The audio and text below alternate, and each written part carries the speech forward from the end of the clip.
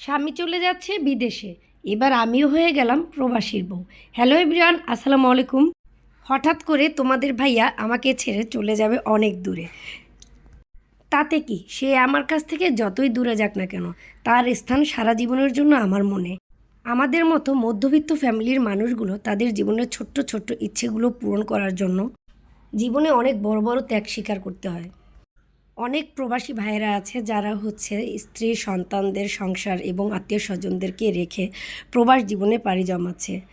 সারা জীবন শুধু ভিডিওতে অন্যেরটা দেখেছি, কিন্তু বিশ্বাস করো, আজকে মনে হচ্ছে একদম কলিজাটা ফেটে যাচ্ছে। কারণ আমার বিয়ের বয়স 16 বছর বয়স। সে তোমাদের ভাইয়া আমাকে রেখে কখনো কোনো দিন কোথাও এত দূরে যায়নি।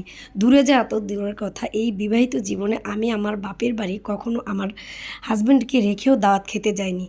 অথচ সেই প্রাণের স্বামী আমাদেরকে রেখে অনেক দূরে চলে যাচ্ছে, তাও আবার বিদেশে কিনা।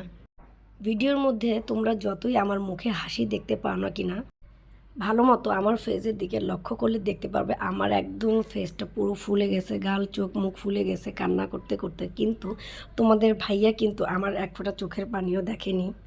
কারণ সামনের দিকে এগিয়ে যাওয়ার জন্য কখনো চোখের পানি দেখাতে হয় না, হাসি মুখে মেনে নিতে হয়। কারণ নিজেদের জন্য শুধু যে তা নয়, এখন আমাদের সন্তানের জন্য, তাদের ভবিষ্যতের জন্য অনেক কিছু ত্যাগ স্বীকার করতে হবে। এটা ভেবে নিজের মনকে শক্ত করে আগলে রেখেছি।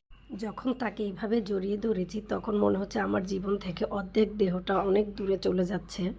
তবুও কিছু করার নেই। আসলেই জীবনে এমন কিছুটা মুহূর্ত আসে যেটা আমাদেরকে জোরপূর্বক হলেও মেনে নিতে হয়।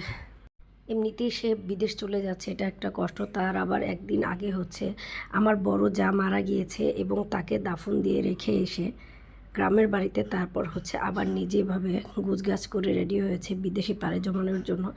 তো আমার ফ্যামিলির সবাই আমাকে অনেক সাপোর্ট করে, এই জন্য আমি একটু শক্ত আছি, আলহামদুলিল্লাহ। তাদের সবাইকে অসংখ্য ধন্যবাদ। তারা যে এমন দুঃসময় আমাদের পাশে আছে এবং তারাই আজকে আমাকে এই ভিডিওগুলো করে দিচ্ছে। নয়তোবা কিন্তু আমি একদমই আজকের এই সিচুয়েশনে কোনো ভিডিও করার মতো ছিলাম না। যদিও বা তোমাদের ভাইয়া অনেক শক্ত মনের মানুষ, আলহামদুলিল্লাহ। সবাই তার জন্য বেশি বেশি দোয়া করবে, সে যেন আরও ধৈর্যশীল হয় এবং কঠোর পরিশ্রম করতে পারে, সাহস থাকে মনে। এবং আরও বেশি দোয়া করবে, ঠিক যেমন হাসি মুখে আমাদের কাছ থেকে দূরে যাচ্ছে তোমাদের ভাইয়া, আবার যেন ফিরে আসে। আল্লাহ হাফেজ।